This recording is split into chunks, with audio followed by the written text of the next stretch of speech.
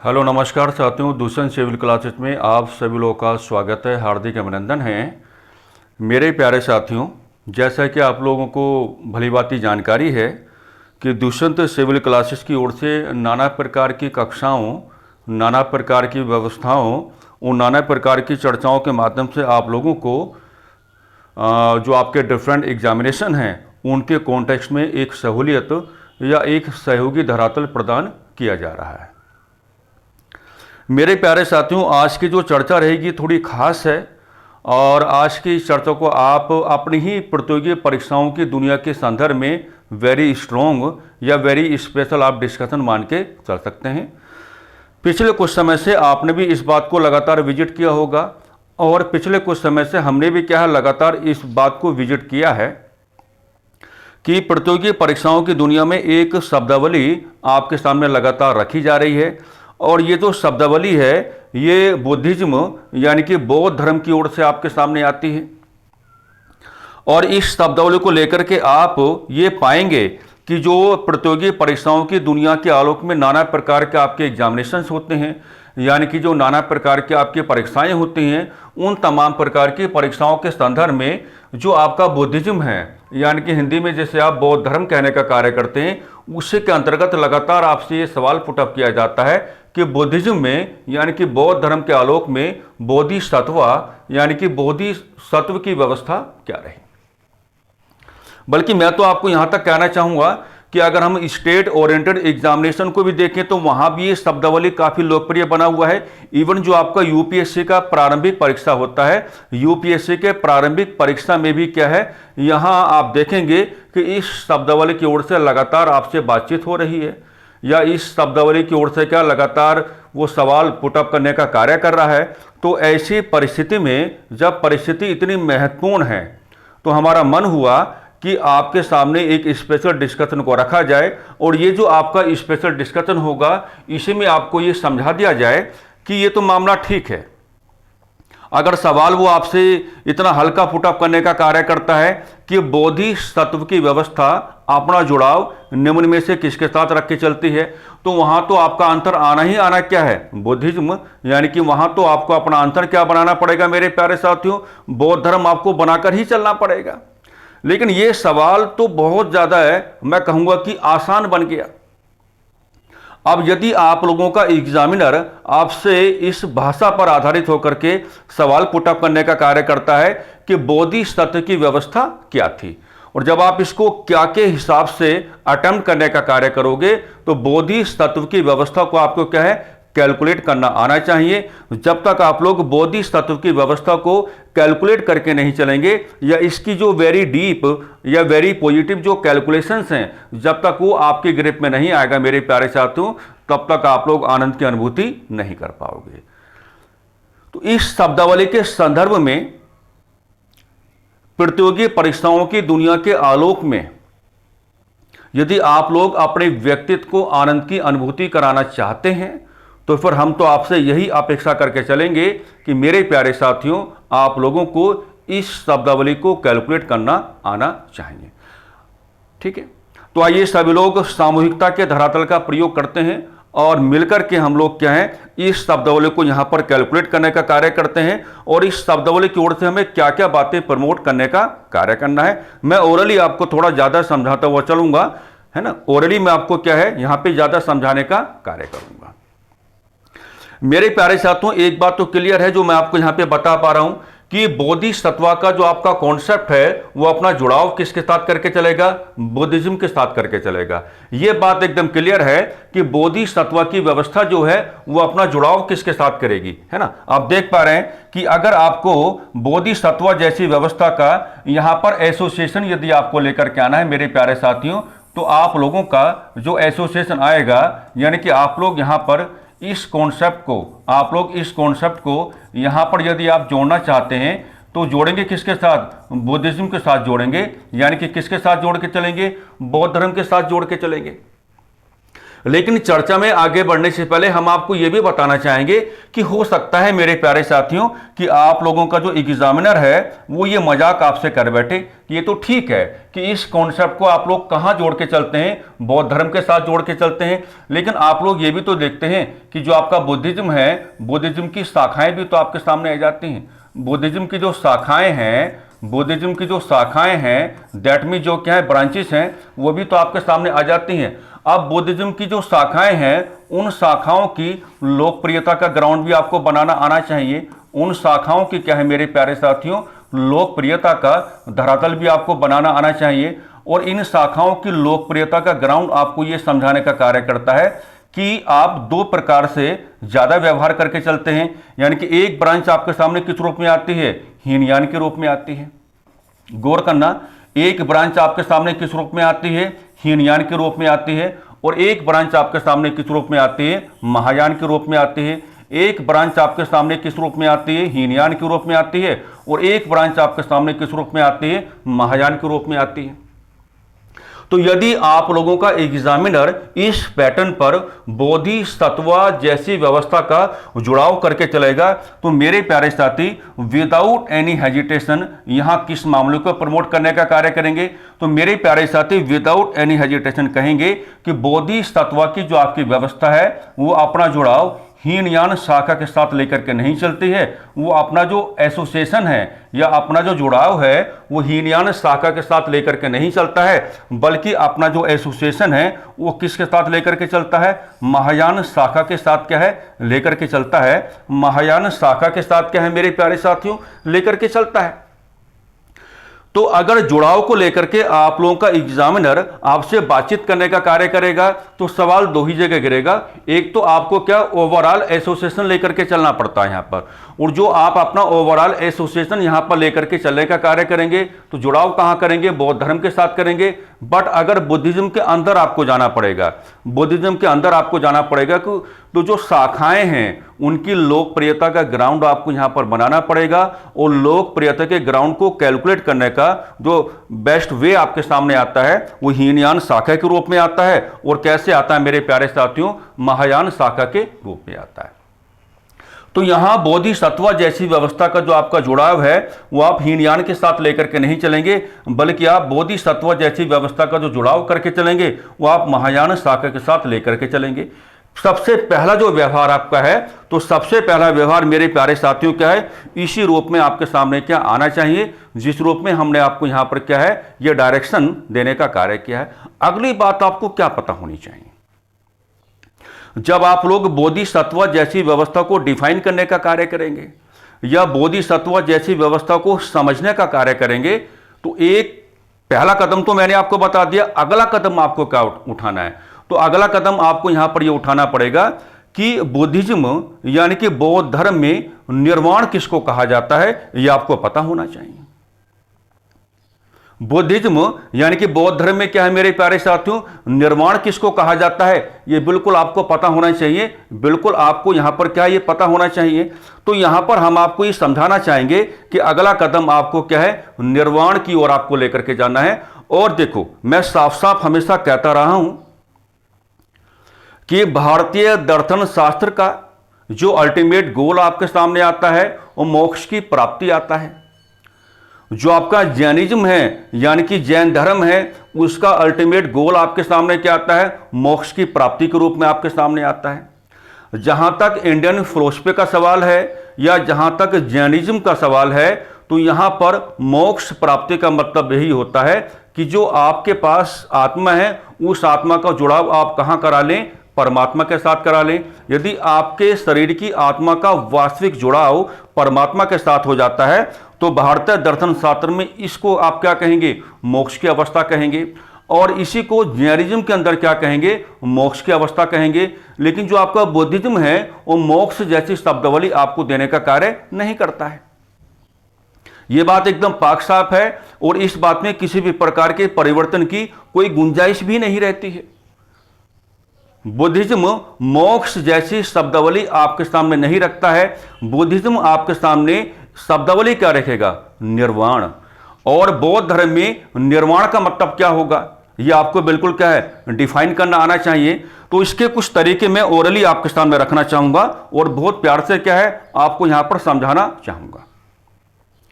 सबसे पहले आपको यहां पर यह बताना आना चाहिए कि जो बुद्धिज्म है उसमें निर्वाण को जब आप लोग कैलकुलेट करने का कार्य करते हैं तो यहां जो निर्वाण का रेफरेंस आपको लेना है, यहां पर जो निर्वाण का संदर्भ आपको लेके चलना है वो भारतीय दर्शन शास्त्र के अनुसार नहीं आना चाहिए, या वो आपका क्या है जैनिज्म के अनुसार नहीं आना चाहिए। मतलब क्या हुआ? मतलब ये हुआ कि बुद्धिज्म में जो निर्वाण की कैलकुलेशन है वो निर्वाण आपसे किस प्रकार की डिमांड करता है, इस प्रकार की डिमांड नहीं करता कि आपके शरीर के अंदर जो आत्मा है आपको उस आत्मा का जुड़ाव किसके साथ कराना है, परमात्मा के साथ कराना है।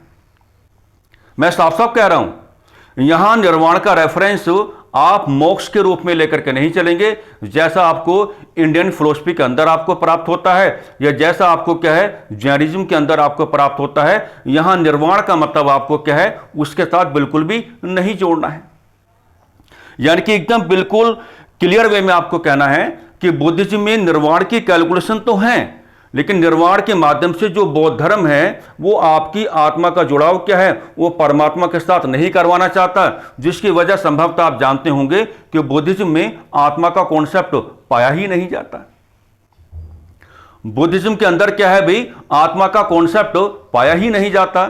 और अगर बौद्ध धर्म में आत्मा का कॉन्सेप्ट पाया ही नहीं जाता तो जब आप यहां पर निर्वाण जैसी व्यवस्था को डिफाइन करने का कार्य करोगे तो फिर आपको थोड़ा ठहराव लेकर के आना पड़ेगा और आपको यह कहना पड़ेगा कि यहां निर्वाण का मतलब कहीं से कहीं तक ये नहीं है कि आपको अपनी आत्मा का जो जुड़ाव है वह परमात्मा के साथ कराना है। यहां निर्वाण का मतलब क्या है, एक अवस्था है,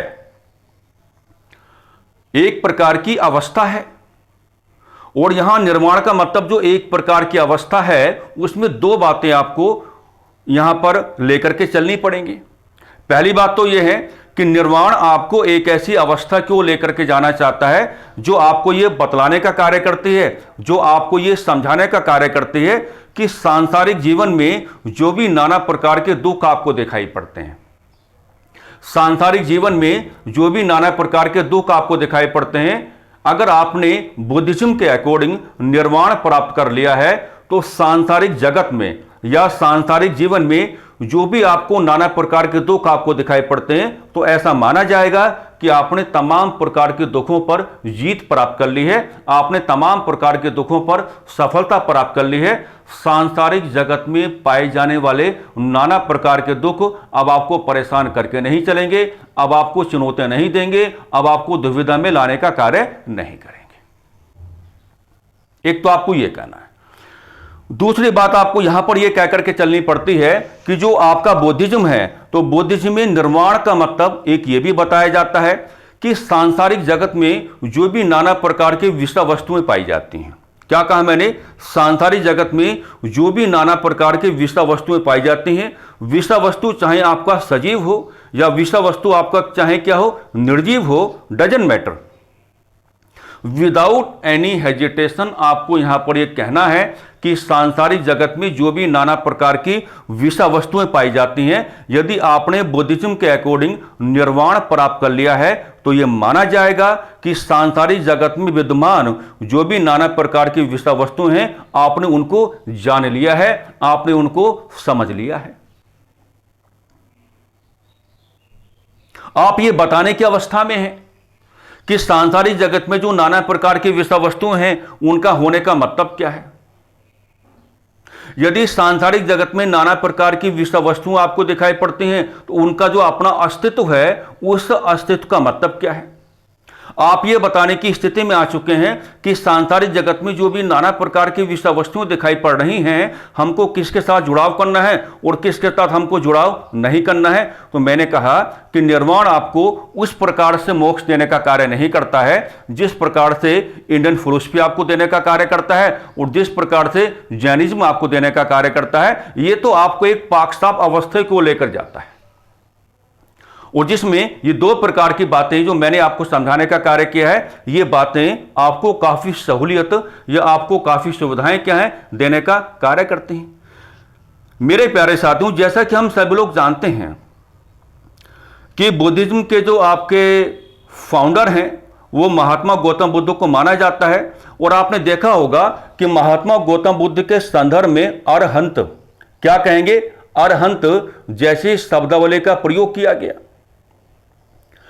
और यहां पर महात्मा गौतम बुद्ध के संदर्भ में जो अरहंत जैसी शब्दावली का प्रयोग किया गया, तो ये अरहंत जैसी जो शब्दावली है ये आपको क्या बतलाने का कार्य करती है, आपको यहां पर क्या समझाने का कार्य करती है।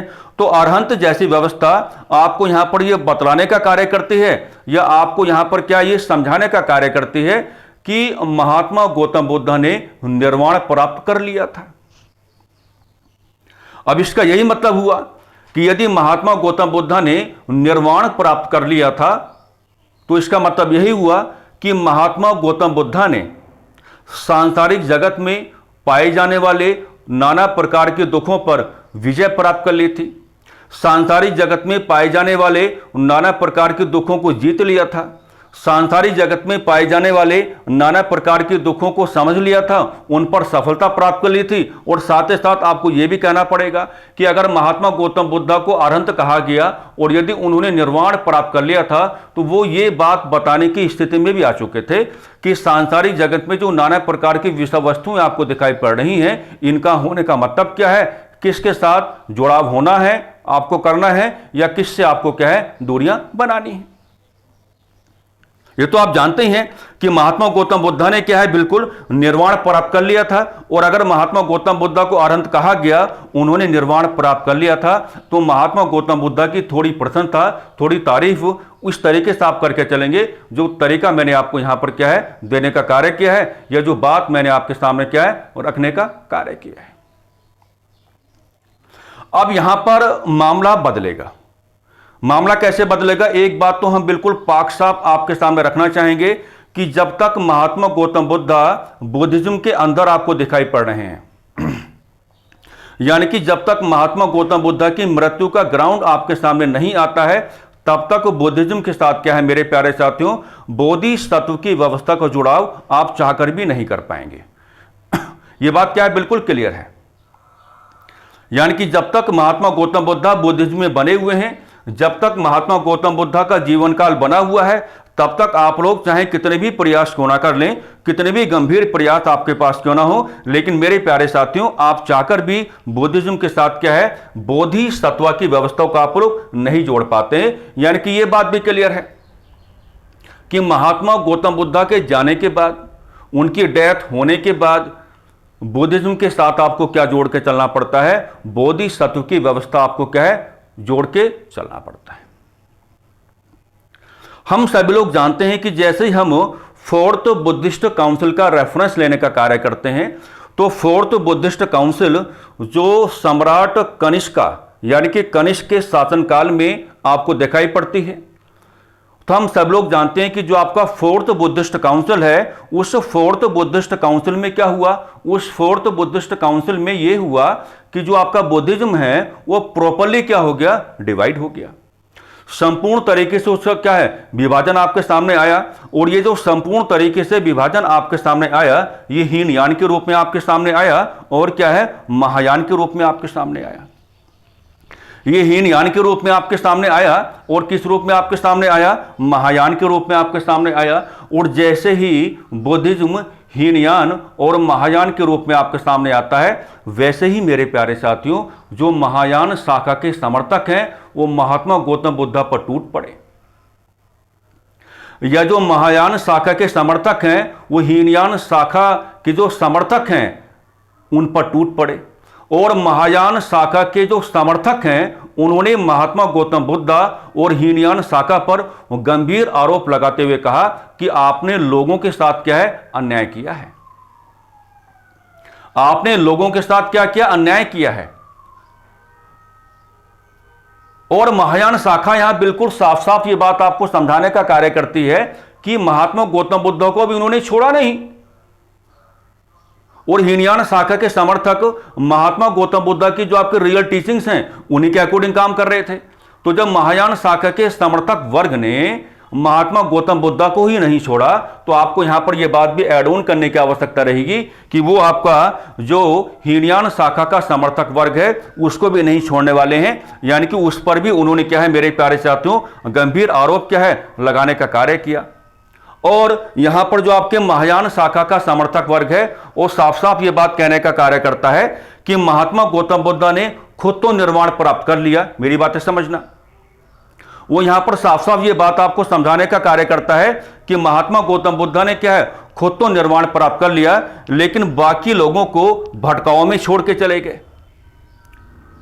अब मेरी बातें समझो, महायान शाखा ये कह रही है कि महात्मा गौतम बुद्ध ने खुद तो निर्वाण प्राप्त कर लिया है, लेकिन बाकी लोगों को बीच रास्ते छोड़ के चले गए, या बाकी लोगों को क्या है भटकाव में छोड़ के चले गए। तो यहां पर महायान शाखा आपको यह समझाने का कार्य करती है कि भैया आपने लोगों को क्या कर दिया, आपने लोगों को 4 आर्य सत्यों की व्यवस्था आपने दे दी, आपने लोगों को अष्टांगिक मार्ग की व्यवस्था आपने दे दी, और आपने लोगों से अपेक्षा ये करके चला, आपने अपेक्षा ये की कि भाई आप 4 आर्य सत्य जो हैं लोग उनका पालन करके चलेंगे, अष्टांगिक मार्ग के अकॉर्डिंग क्या है लोगों का व्यवहार सामने आएगा, और लोग क्या है निर्वाण की प्राप्ति के रास्ते पर क्या है आगे बढ़ेंगे। हालांकि इसमें हम आपको यह बताना चाहेंगे कि महात्मा गौतम बुद्ध की अपनी कोई गलती नहीं है। उन्होंने जो निर्वाण प्राप्ति का रास्ता आपके सामने रखा था, तो उनके अकॉर्डिंग जो निर्वाण प्राप्ति का रास्ता है वो यही बनता भी है कि यदि आप 4 आर्य सत्यों के अकॉर्डिंग व्यवहार करेंगे और अष्टांगिक मार्ग की व्यवस्था के अकॉर्डिंग क्या व्यवहार करेंगे, तो फिर आपको क्या है निर्वाण की प्राप्ति का रास्ता मिलेगा, या आप निर्वाण प्राप्ति के रास्ते की ओर क्या है उस पर क्या अपने आप को आगे बढ़ाने का कार्य करेंगे, या उस पर अपने आप को क्या आगे ले जाने का कार्य करेंगे। लेकिन मामला यह बना कि महायान शाखा जिस तरीके से महात्मा गौतम बुद्ध को घेरने का कार्य करती है और गंभीर आरोप लगाने का कार्य करती है, कि अब उसमें मामला क्या बनता है, मामला उसमें यह बनता है कि यहां पर महायान शाखा यह समझाना चाहती है कि लोग आपके अकॉर्डिंग इतने गंभीर प्रयास क्यों करें।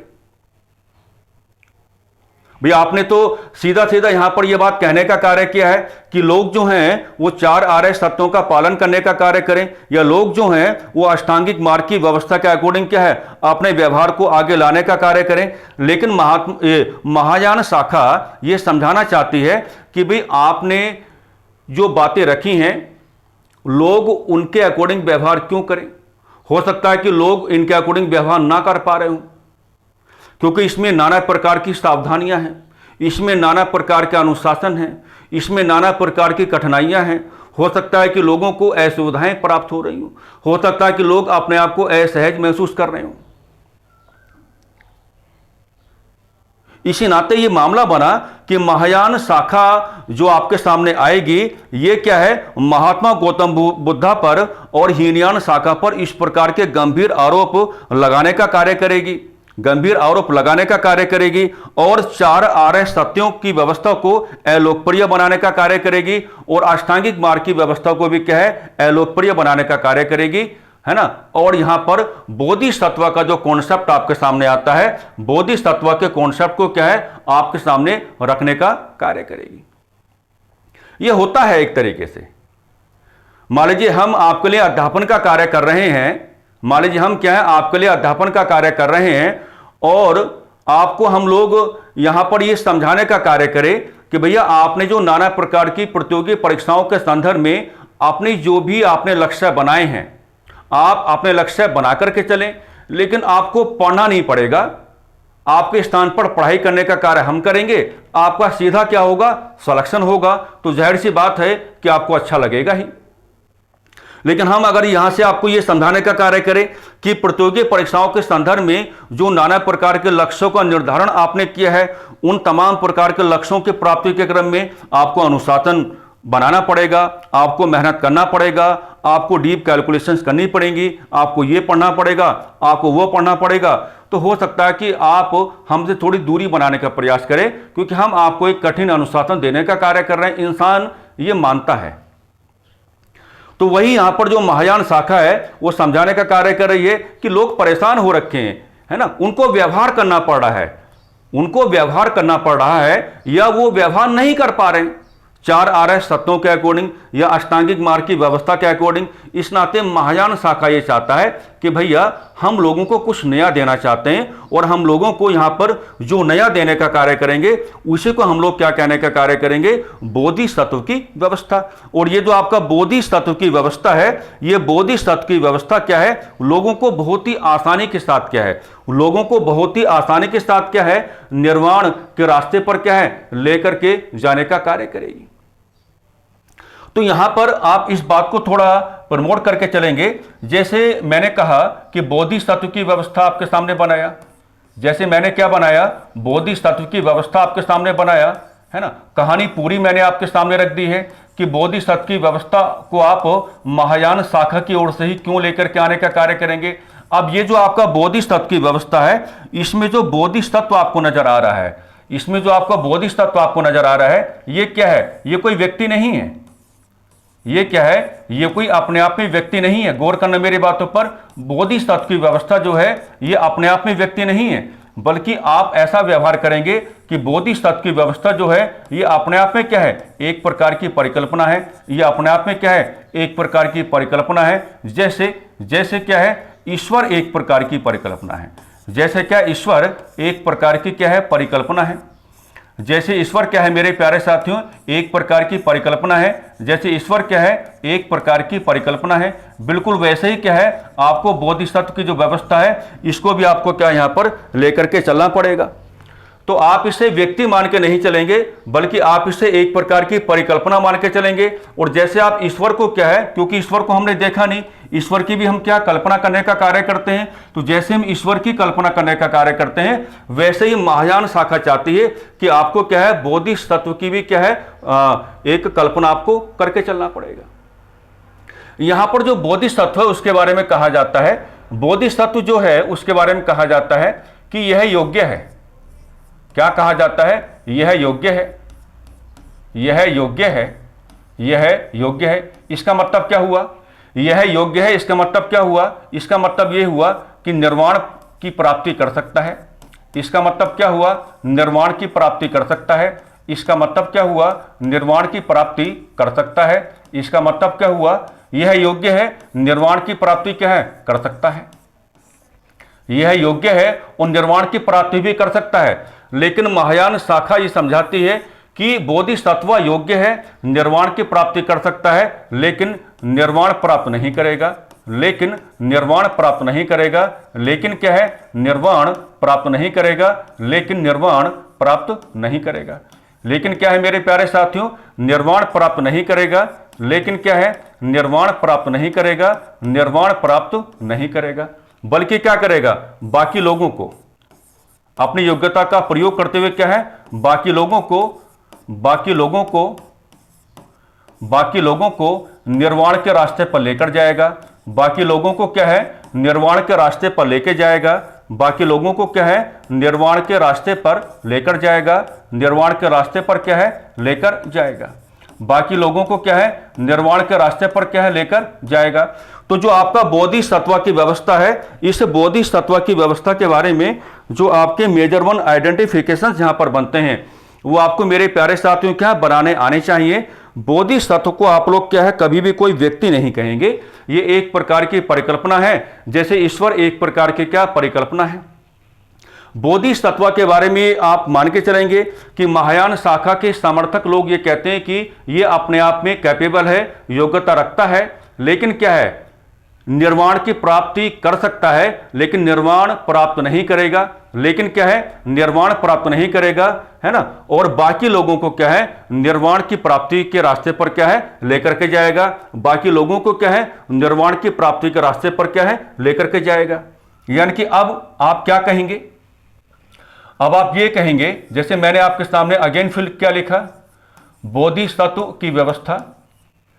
अगेन मैंने आपके सामने क्या लिखा मेरे प्यारे साथियों, बोधिसत्व की व्यवस्था। अगेन मैंने आपके सामने क्या लिखा, बोधिसत्व की व्यवस्था, बोधिसत्व की व्यवस्था। अब देखो, ये जो आपका बोधिसत्व की व्यवस्था, इसके बारे में अब और भी क्या है, आपको थोड़ा क्लैरिफिकेशन हो जाएगा। ये बोधिसत्व की व्यवस्था जो है, ये अब आपको क्या है, चार आर्य सत्य नहीं देना चाहती। ये आपको क्या है, चार आर्य सत्य क्या है, नहीं देना चाहती, बोधिसत्व की व्यवस्था क्या है, आप लोगों को क्या है, अष्टांगिक मार्ग नहीं देना चाहती। बोधिसत्व की व्यवस्था क्या है मेरे प्यारे साथियों, आपको अष्टांगिक मार्ग नहीं देना चाहती। आपको क्या है, अष्टांगिक मार्ग नहीं देना चाहती। आपको क्या है, अष्टांगिक मार्ग नहीं देना चाहती। बोधिसत्व की व्यवस्था जो है आपको क्या देना चाहती है, बोधिसत्व की व्यवस्था जो है आपको क्या देना चाहती है, भक्ति मार्ग आपको देना चाहती है। आपको क्या है, भक्ति मार्ग आपको देना चाहती है। आपको क्या है, भक्ति मार्ग आपको देना चाहती है। भक्ति के मार्ग पर आपको लेकर के जाना चाहती है। और भक्ति आप किसकी करेंगे, बोधिसत्व की करेंगे। भक्ति आप किसकी करेंगे, बोधिसत्व की करेंगे। भक्ति आप किसकी करेंगे, बोधिसत्व की भक्ति करने का कार्य करेंगे। यानी कि आप अगर बोधिसत्व की भक्ति करने का कार्य करेंगे तो बोधिसत्व अपने आप में क्या बन गई है, एक प्रकार की ईश्वरीय शक्ति बन गई है। वही मैंने कहा कि आपको व्यक्ति नहीं मानना है बल्कि ईश्वरीय शक्ति मान के चलना है। एक प्रकार की क्या है, ईश्वरीय शक्ति बन गई है। एक प्रकार की क्या है, ईश्वरीय शक्ति बन गई है। एक प्रकार की क्या है मेरे प्यारे साथियों, ईश्वरीय शक्ति बन गई है। एक प्रकार की क्या है भाई, ईश्वरीय शक्ति बन गई है। एक प्रकार की ईश्वरीय शक्ति बन गई है। क्योंकि आपको साफ साफ यहां पर यह कहने का मौका मिल रहा है कि बोधिसत्व की व्यवस्था आपको 4 आर्य सत्य नहीं देना चाहती। बोधिसत्व की व्यवस्था जो है वह आपको अष्टांगिक मार्ग की व्यवस्था भी नहीं देना चाहती। बोधिसत्व की व्यवस्था जो है वह आपको भक्ति के मार्ग पर लेकर के जाना चाहती है। और भक्ति आपको किसके करने हैं, किसकी करनी है, बोधिसत्व की ही करनी है। और यदि यहां पर आपको बोधिसत्व की ही भक्ति करनी है तो बोधिसत्व अपने आप में हमने प्रमाणित करा के आपको दिखा दिया। बोधिसत्व अपने आप में क्या बना, एक डिवाइन पावर बन गया। यानी कि क्या बन गया, एक ईश्वरीय शक्ति के रूप में क्या है आपके सामने आ गया। यानी कि कुल मिलाकर के अब आपको यह बात कहने का मौका यहां पर मिल रहा है। मैं फाइनली आपको एक बात बताता हूं कि बोधिसत्व की व्यवस्था आपको भक्ति के मार्ग पर आगे बढ़ाना चाहती है। आप बोधिसत्व की ही क्या है, भक्ति करने का कार्य करेंगे, उसकी पूजा करने का कार्य करेंगे। उसे आप क्या है, एक प्रकार की ईश्वरीय शक्ति मान के चलेंगे। और बोधिसत्व के संदर्भ में जो आपकी श्रद्धा आएगी, उसी श्रद्धा के आलोक में आपको किसकी प्राप्ति होगी, आपको निर्वाण की प्राप्ति होगी। जबकि जो आपके महात्मा गौतम बुद्ध हैं, वो महात्मा गौतम बुद्ध व्यवहारों के अकॉर्डिंग, यानी कि 4 आर्य सत्य के अकॉर्डिंग, अष्टांगिक मार्ग के अकॉर्डिंग आपको निर्वाण की प्राप्ति का रास्ता दिखा करके गए। लेकिन यहां पर जो आपका महायान शाखा है या यहां पर जो आपका बोधिसत्व की व्यवस्था है, ये बोधिसत्व की जो व्यवस्था है ये आपको भक्ति के मार्ग पर लेकर के जाना चाहती है और आपसे अपेक्षा करती है कि बोधिसत्व की आप पूजा करने का कार्य करेंगे। उसके प्रति आप लोग क्या है, अपना श्रद्धा भाव लेकर के आएंगे। और जब आप इसकी पूजा करने का कार्य करेंगे और जब इसके प्रति क्या है मेरे प्यारे साथियों, आप अपना श्रद्धा भाव लेकर के आएंगे, तो इसी के आलोक में क्या है, आपको किसकी प्राप्ति होगी, आपको निर्वाण की प्राप्ति होगी। इसी के आलोक में क्या होगा भाई, आपको निर्वाण की प्राप्ति होगी।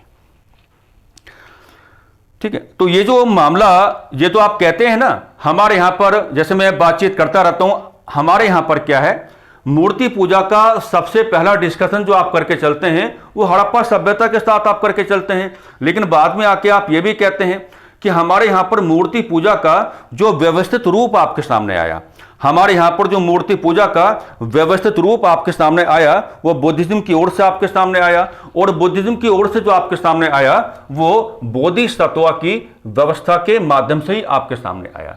यानी कि ये जो आपका बोधिसत्व की व्यवस्था है ये आपको और क्या देने का कार्य करती है, तो आपका मूर्ति पूजा का आप खुल के व्यवहार कर सकते हैं। मूर्ति पूजा का पहला व्यवस्थित रूप, मूर्ति पूजा का पहला व्यवस्थित रूप क्या है, ये देने का कार्य करती है।